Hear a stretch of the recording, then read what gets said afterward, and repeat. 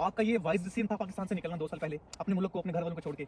अच्छा, आप ये बताएं कि जो नए लोग आते हैं उन लोगों के लिए आप ये बताएं कि वो लोग यहाँ पे आके जॉब कैसे ढूंढ सकते हैं, कि आपने यहाँ पे आके स्टडीज के साथ कौन सी जॉब की और कैसे अपने फाइनेंस को जो है आप ये बताएं कि आपने ये जो जॉब है इससे कितने पैसे एक माह के अंदर अर्न कर लेते थे आप वहाँ पे? अस्सलाम वालेकुम नाज़रीन, मैं मोहसिन सफरा आपके साथ एक नई वीडियो के साथ मौजूद हूँ। तो आज की वीडियो के अंदर हम एक ऐसे दोस्त के साथ मिलेंगे जिनने स्वीडन के अंदर अपने 2 साल कंप्लीट कर लिए हैं और अपने वर्क परमिट पे जा चुके हैं। तो चलिए उनसे पूछते हैं उनने अपनी पूरी जर्नी कैसे लेके गए और इसके दौरान कौन कौन सी मुश्किलात उनको पेश आई। तो मेरे साथ मौजूद हैं ज़ुहैब भाई। अस्सलाम वालेकुम ज़ुहैब भाई, क्या हाल चाल है? वालेकुम सलाम, ठीक ठाक। आप सुनाए, आप कैसे हैं? बिल्कुल ठीक ठाक। ज़ुहैब भाई, आज हमारे नाज़रीन को आप ये बताएं कि आप स्वीडन के अंदर किस तरह आए और किस सेशन में आप यहाँ पे आए? जी, मैं आया था 2021 में और मैंने अप्लाई किया था जैसे सब करते हैं जनवरी में, और फिर मेरा एडमिशन हो गया था सितंबर 2021 में। और मैं आया था BTH यूनिवर्सिटी में और मेरा जो मेजर था वो था इंडस्ट्रियल इकोनॉमिक्स एंड मैनेजमेंट। मेरी यूनिवर्सिटी है कार्लस्क्रोना में, जो कि एक छोटी सी टाउन है।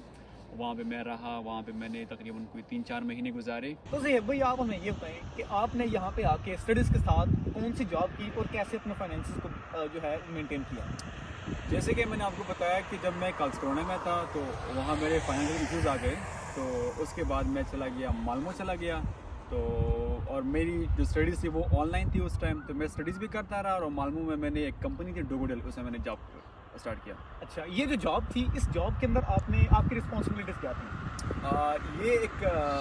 ये कंपनी है बिजली की, इलेक्ट्रिसिटी की कंपनी है। तकरीबन पूरी स्वीडन में हमारे तकरीबन कोई 30,000 जो है ना हमारे वहाँ कस्टमर थे। तो उनको फैक्चुरेशन करना, जिसको हम बोलते हैं पाकिस्तान हमारी ज़ुबान में कि बिल, हम वो बेचते थे। और रबात बोलते हैं डिस्काउंट को, कि इस कस्टमर को कितना डिस्काउंट देना है, इसको कितना देना है, और डेट्स वगैरह उसके चेक करना, वो सारे मैं करता था। सही।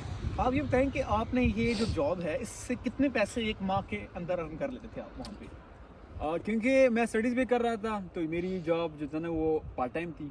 तो मेरी सैलरी तकरीबन टैक्स के बाद आती थी कोई 13,000 14,000, मेरे ख्याल में इतनी आती थी। सही। और आपको जो मुश्किलात पेश आई, आपने स्टडीज़ के साथ इसको कैसे कंटिन्यू किया? क्योंकि इन दोनों को कंटिन्यू करना थोड़ा मुश्किल होता है, जॉब से आगे पढ़ना, या कैसे इसको आपने मैनेज किया? बिल्कुल, मैं आपके साथ बहुत एग्री करता हूँ कि स्टडी के साथ जॉब करना बहुत ही मुश्किल है। और फिर अगर आप दूसरी सिटी में हो तो ये तो बहुत ही मुश्किल था। लेकिन हमारे लिए अच्छा ये था उस टाइम कि हमारी स्टडीज़ ऑनलाइन थी, तो क्लासेस का तो कोई इशू नहीं था।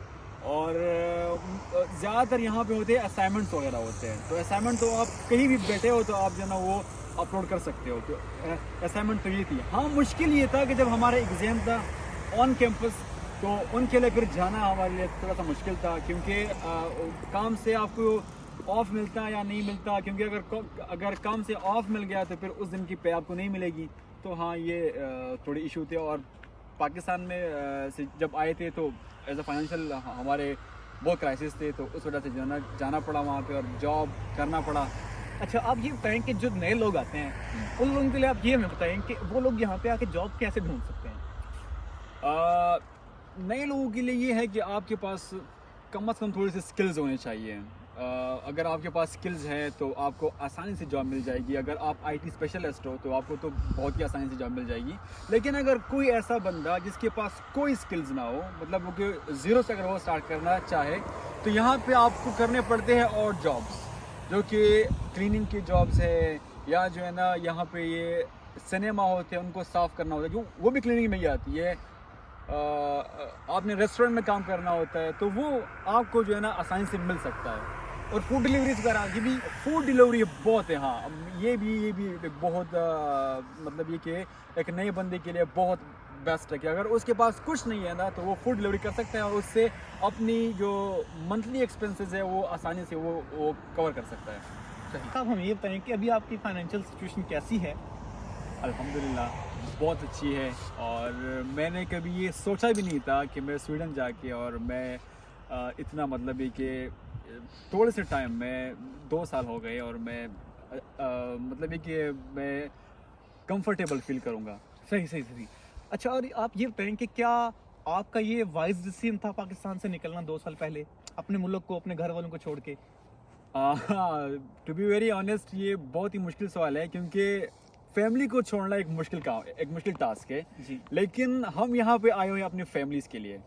और हाँ बिल्कुल, ये मेरा बहुत ही वाइज डिसीजन था कि 2 साल पहले मैं यहाँ पे आया था, और अल्हम्दुलिल्लाह अल्लाह ताला ने बहुत कुछ दिया हुआ है, और जितना खुदा का शुक्र अदा करे कम है। हाँ, और मैं पाकिस्तान, इंडिया, जहाँ भी लोग हैं स्टूडेंट्स हैं, वो स्वीडन आए, क्योंकि स्वीडन आना बहुत ही इजी है एज़ कम्पेयर टू अगर आप जाते हैं यूएस जाते हैं, कनाडा जाते हैं या ऑस्ट्रेलिया जाते हैं, बहुत ही ईजी है। आपके डॉक्यूमेंट्स आपको मिल जाते हैं, आप फाइनेंशियली आप बहुत अच्छे हो जाते हैं। तो मैं बहुत ज़्यादा मतलब लोगों को रिकमेंड करूँगा कि स्वीडन इंजीनियर के लिए तो बहुत ही बेस्ट है। अच्छा, और आप ये एक आखिरी बात अपने ऑडियंस के लिए कि कोई एक एडवाइस लोगों को करना चाहें, जो लोग जो है अभी आना चाह रहे हैं या प्लान कर रहे हैं, उनके लिए एक एडवाइस कर दें, ताकि वो लोग जो है अगर कोई प्रेपरेशन के लिहाज से है, स्किल के लिहाज से है, कोई एक एडवाइस आप हमारे ऑडियंस को कर दें। मैं ये एडवाइस करूँगा कि आप बिल्कुल आए, लेकिन थोड़ा सा आपके पास स्किल्स होने चाहिए। अगर आपने जॉब करनी है यहाँ पे, आपने रहना है यहाँ पे, तो स्किल्स जो है ना आपके पास होनी चाहिए। और दूसरी बात ये है कि आप जब यहाँ पे आएंगे ना, तो थोड़ा सा आप लाजमी ज़रूर पढ़ें। आप जो है ना अपने 30 क्रेडिट्स जो है ना वो करें, और अगर आप अपनी डिग्री करनी है यहाँ पे तो वो तो बहुत ही बेस्ट है, लेकिन आप स्किल्स आपके पास होने चाहिए। और यहाँ पे आप पढ़ने के लिए, अगर आप पढ़ने के लिए आते हैं तो आप लाजमी जो है ना 1 साल जो है ना लाजमी पढ़ें। बहुत शुक्रिया ज़ोहैब भाई आपका हमें इतना ज़्यादा टाइम देने के लिए। Thank you so much. और आइंदा नई वीडियो आने तक के लिए अपना ढेर ख्याल रखिएगा। अल्लाह हाफिज़।